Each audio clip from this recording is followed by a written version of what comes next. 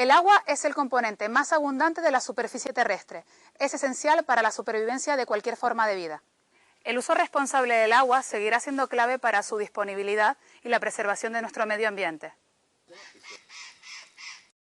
Con este simple gesto podemos contribuir de forma significativa a mejorar el nivel de nuestros acuíferos. El agua es vida, respetemos nuestros recursos naturales. Desde los orígenes de Canarias, la búsqueda de agua siempre fue una empresa arriesgada y sacrificada. Ya desde ese tiempo, la Corona de Castilla reconoció la propiedad sobre tan limitado recurso a quienes arriesgaban por encontrarla. Las primeras perforaciones se realizaron golpeando la tierra con punzones y barrenas allí donde existía un manantial o donde podría sospecharse su presencia.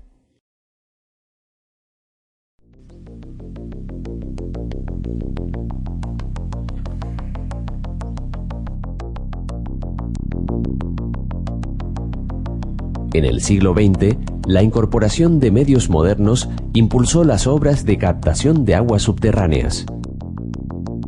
Por otro lado, la extensa red de canales construida supuso ambiciosas obras de ingeniería que hoy en día siguen formando parte del paisaje insular. En Tenerife, la captación de agua dulce era exclusivamente subterránea. El esfuerzo de la iniciativa privada hizo posible el desarrollo económico y social. Solo Tenerife cuenta con más de 1.500 captaciones y una extensa red de conducciones generales con más de 4.000 kilómetros de longitud.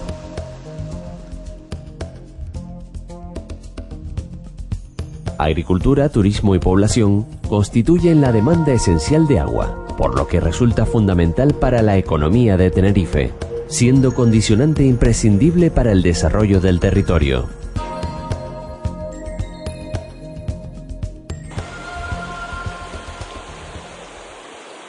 El agua es un bien que nos brinda la naturaleza para nuestra existencia, pero sin embargo, los acuíferos empiezan a ser insuficientes para garantizar el abastecimiento a largo plazo y por ello, la depuración de aguas residuales y la desalación son alternativas más fiables para afrontar este escenario.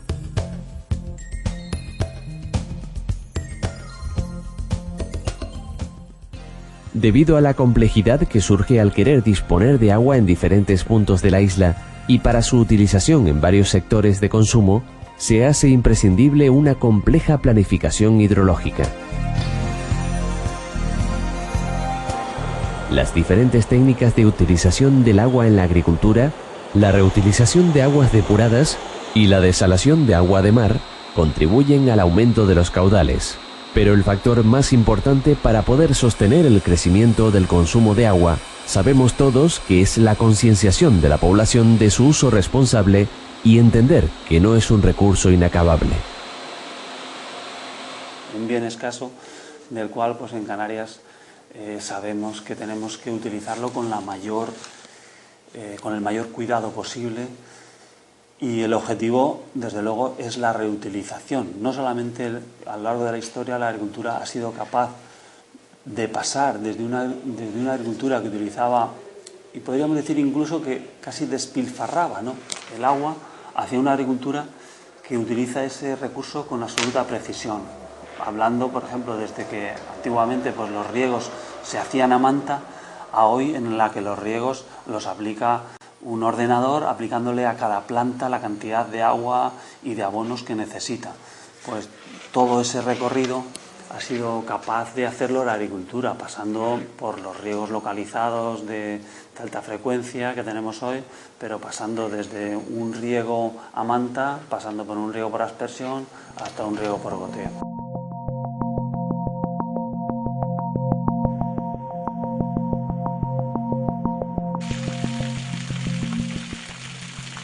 Debemos destacar que el sector agrícola ha sido y es el principal consumidor de agua, alcanzando cerca del 50% del consumo total, aunque como mencionamos anteriormente, las nuevas técnicas de riego han hecho descender el consumo de forma importante.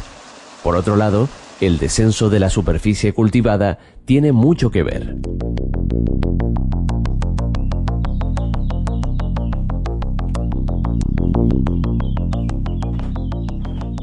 En segundo lugar, tenemos el consumo urbano, que supone aproximadamente el 36% del consumo total. Podríamos diferenciar dos tipos de aguas para nuestro consumo directo. Un agua es la que utilizamos para nuestra vida cotidiana y la otra es la que utilizamos para beber.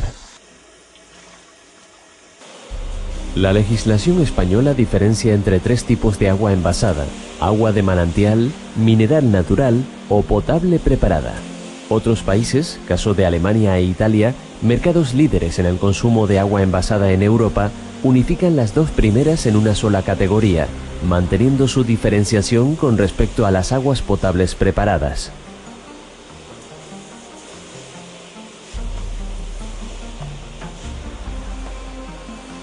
Las aguas de manantial y minerales naturales son aguas de origen subterráneo y por ello protegidas del exterior por la propia corteza terrestre, que además garantiza su pureza original.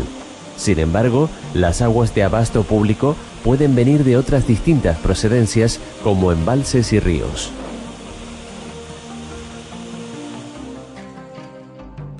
Estas aguas de manantial o minerales naturales proceden de las lluvias y nieves caídas, que se filtran a través del terreno en un proceso en el que van disolviendo diferentes minerales hasta que llegan al acuífero ya con unas características de mineralización específicas.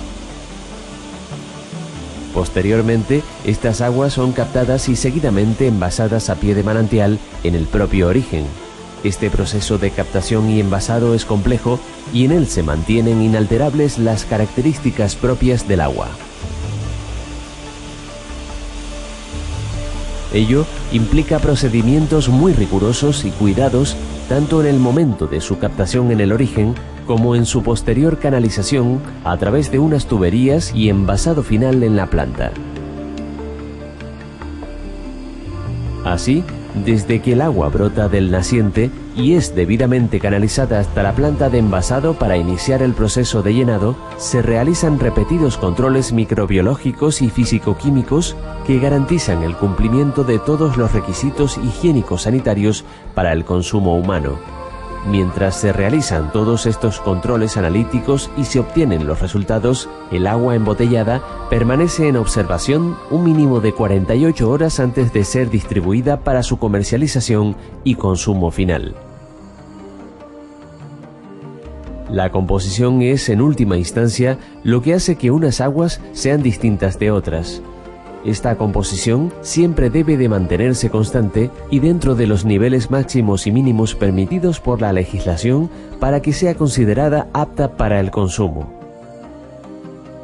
A diferencia de las aguas potables preparadas y las aguas del grifo o abasto, que sufren alteraciones mediante procesos de desinfectación tanto físicos como químicos y microbiológicos, las características originales de las aguas de manantial y minerales naturales permanecen intactas.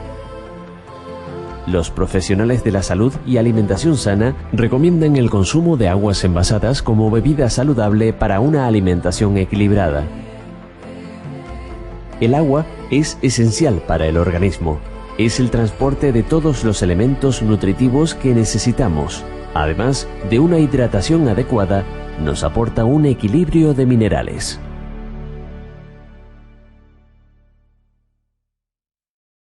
El consumo urbano está constantemente en aumento debido al incremento de la población, lo que hace necesario ampliaciones de redes para abastecimiento y para el transporte de las aguas residuales. Otro sector importante en consumo de agua es el turismo, alcanzando el tercer lugar de consumo total de la isla de Tenerife.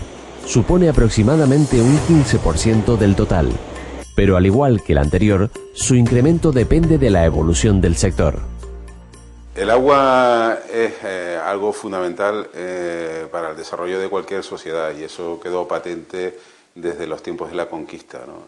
El principal problema era la asignación de la tierra y el siguiente, pues evidentemente, la asignación del recurso agua, que ya desde los tiempos de la Corona de Castilla se reconoció en Canarias un hecho singular, dándole la propiedad del agua a aquel que la conseguía, bien porque estaba de forma natural en el medio o bien porque hacía pequeños huecos en la tierra en un momento inicial, pero luego con obras de mayor profundidad para captar ese agua y utilizarla en esas épocas, evidentemente, de forma primordial en la agricultura. Sin entender eso sería muy difícil entender el desarrollo de Canarias, porque sobre todo a partir de los años 50, con la aparición del turismo, todas esas obras de captación y de transporte de agua que muchas veces nos pasan desapercibidas cuando miramos al paisaje, pero que están presentes a lo largo de todas las islas, a poco que miremos desde el prisma de buscar infraestructuras hidráulicas, pues permitió el contar con agua en todas aquellas zonas de auge turístico y agrícola. Básicamente mediante dos obras que son singulares en Canarias y que son las que marcan la pauta para captar el agua desde el subsuelo. Por un lado, las galerías, que son obras de perforación horizontal que llegan a alcanzar profundidades muy considerables, superando incluso los 5.000 metros de profundidad en algún caso en las islas. Y por otro, los pozos de gran profundidad, que aprovechando la incorporación de nuevas tecnologías, sobre todo a partir de los años 50, pues llegan a hacerse pozos que tienen hasta 600 metros de profundidad. Con esa realidad, sobre todo en lo que tiene que ver con las islas occidentales, principalmente Tenerife, La Palma y La Gomera, que son además las islas más húmedas, con mayores recursos en agua, se desarrolló toda una industria en torno al agua que ha hecho posible el desarrollo tan excepcional que ha habido en estas últimas décadas. Las islas orientales, por contra, Lanzarote y Fuerteventura, no tuvieron ese desarrollo ni social ni económico, precisamente porque faltaba una materia prima esencial para la actividad humana, que era el agua. Y son esas islas las que se incorporan al desarrollo, sobre todo a partir de los años 70 y de forma más importante a partir de los años 80, desde el momento en el que empiezan a contar con agua que es desalada en el mar, que son las primeras experiencias en el mundo y que hoy se han extendido a algunas otras islas del archipiélago, y hoy en día, tanto en El Hierro como Tenerife, como en Gran Canaria, Fuerteventura y Lanzarote, por supuesto, la actividad humana, la actividad turística, la actividad agrícola no se entendería sin la desalación de agua de mar. A ello además hay que unir que cada vez más una legislación mucho más exigente que nos viene dada desde Europa nos exige además a un mayor respeto con el medio ambiente, y de ahí la necesidad de depurar el agua que se utiliza, que se recoge de los usos en las casas y en las industrias, y que es depurada para ser devuelta al medio sin dañarlo o dañándolo lo menos posible. El sector industrial consume un 5% del agua, pero en Canarias no supone un riesgo para las reservas acuíferas, ya que es una actividad que no crece de forma importante. La lluvia es especialmente beneficiosa para nuestra isla. Al tener una superficie con características volcánicas, es decir, con suelo poroso y permeable, el agua se filtra rápidamente en el subsuelo antes de llegar al mar, llenando nuestros acuíferos y manteniendo una especie de depósito natural que nosotros iremos sacando poco a poco a medida que el consumo lo exija. No obstante, la cantidad de infiltración que se produce supone aproximadamente el 44% de la cantidad de lluvia caída. Con este dato, podemos darnos cuenta que debido al cambio climático y a las mermadas lluvias, estamos haciendo que nuestros acuíferos estén en una situación cada vez más delicada. Tenemos que darnos cuenta de lo importante que es cuidar los acuíferos y no contaminarlos con vertidos incontrolados en cualquier sitio, y por supuesto, si se trata de productos contaminantes.